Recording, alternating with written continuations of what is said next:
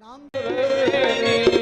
सादर मजहि शकल त्रवेणी, सादर मजहि सकल त्रिवेणी, सादर मजहि शकल त्रवेणी, सादर मजहि सकल त्रिवेणी,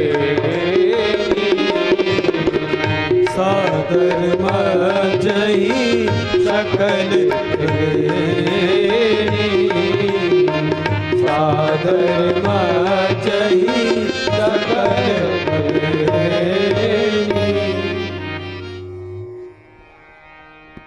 बोलिए तीर्थराज प्रयाग महाराज की। तीर्थराज प्रयाग, लेकिन सभी तीर्थों के जो वर हैं वह है नैमिष महाराज। वर माने पति। तीर्थराज प्रयाग तो सभी तीर्थों के राजा हैं, लेकिन नैमिषारण्य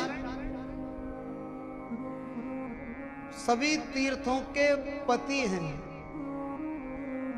बाकी सब पत्नियां और नैमिष तीर्थ सभी तीर्थों के पति हैं। पति तो एक ही होता है ना। तीरथ वर नैमिष विख्याता, अति पुनीत साधक सिद्धिदाता। आइए तीर्थराज प्रयाग में, अच्छा कौन देवता कौन है तीर्थराज प्रयाग में? सचिव सत्य श्रद्धा प्रिय नारी, माधव सरीस मीत हितकारी। जिनका सचिव सत्य है, सचिव सत्य है। सचिव कौन? नंदी। धर्म है, सचिव है। माधव सरिस मीत हितकारी। तीर्थराज प्रयाग में भी भगवान शिव ही विद्यमान है। भरद्वाज मुनि बसई प्रयागा। भरद्वाज मुनि तीर्थराज प्रयाग में निवास करते हैं। राम जी के चरणों में जिनको अति अनुराग है। कैसा अनुराग है कि तुम ही छाणी गति दूसरी नाही। राम जी के अलावा अपनी गति नहीं समझते हैं। जिन्हीं राम पद अति अनुरागा विशेष अनुराग है। तापस समुदम दया निधाना। तापस, उनका तापस वेश है, तपस्वी पुरुष है। समदम, मन और इंद्रियां इनके बस में हैं। तापस समदम दया निदाना, दया के निधान है। परमार्थ पथ परम सुजाना, परमार्थ के पथ पर बैठे हैं। जैसे भगवान सूर्य धनु से मकर में संक्रमण करते हैं, 14 जनवरी आती है, जैसे धनु से भगवान सूर्य मकर में प्रवेश करते हैं, मकर में संक्रमण करते हैं, इसको मकर संक्रांति कहते हैं। वो 1 महीने का पुण्य काल होता है। तो गंगा के तट पर जगह जगह ग्रस्त लोग, संत महात्मा 1 महीने का कल्पवास करते हैं। ढाई घाट, हटिया घाट, तीर्थराज प्रयाग आदि आदि।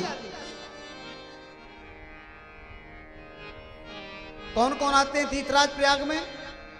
देव दनुज किन्नर नर श्रेणी, सादर मजहि सकल त्रिवेणी। देव धनुष किन्नर सब आते हैं। सादर मज्जन शकल त्रिवेणी, मज्जन का मतलब स्नान करते हैं और 1 महीने का कल्पवास करते हैं। भरद्वाज जी परमार्थ पथ परम सुजाना, सुजान सज्जन है। सज्जन की परिभाषा क्या है? जो दूसरे के सुख को देख करके सुखी हो जाए, वो कौन है? सज्जन। किसी के घर में आनंद हो रहा है और कोई आनंद ले रहा है। आकाश में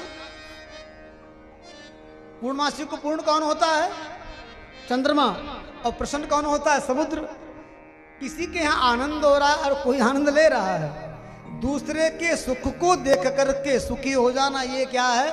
सज्जनता। और दूसरे के सुख को देख करके दुखी हो गए, ये सज्जनता नहीं है। आलू है, आलू को किसी भी सब्जी में मिला दो, उसी का स्वाद बढ़ा देगा। ऐसा है कि नहीं माता? आलू को मिला दो बैगन में तो बैगन का स्वाद बढ़ जाएगा कि नहीं बढ़ेगा? आलू को मिला दो लौकी में, उसका स्वाद बढ़ जाएगा। आलू को मिला दो तोरी में, उसका स्वाद बढ़ जाएगा। आलू को मिला दो गोभी में, उसका स्वाद बढ़ जाएगा।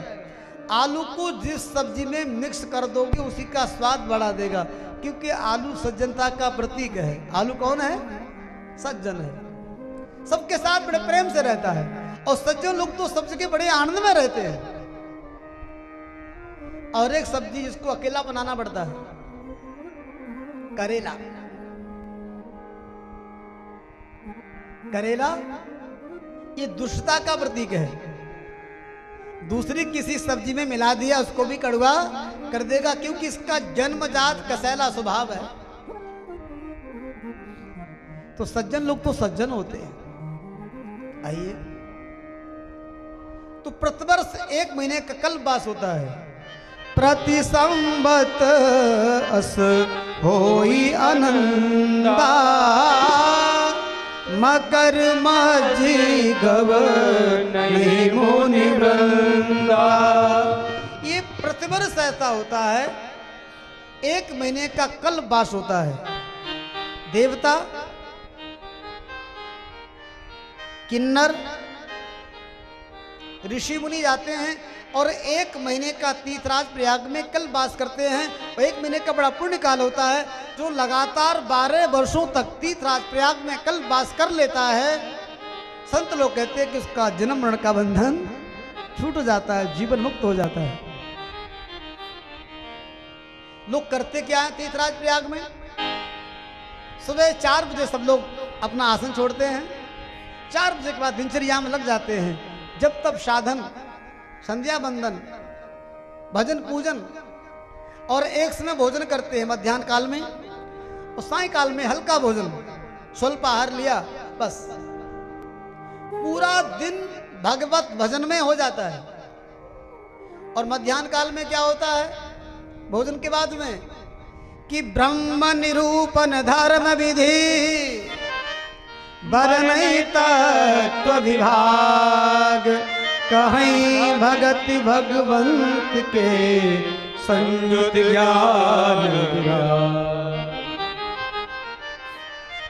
मध्याह्न काल में संत महापुरुषों का स्थान प्राप्त होता है।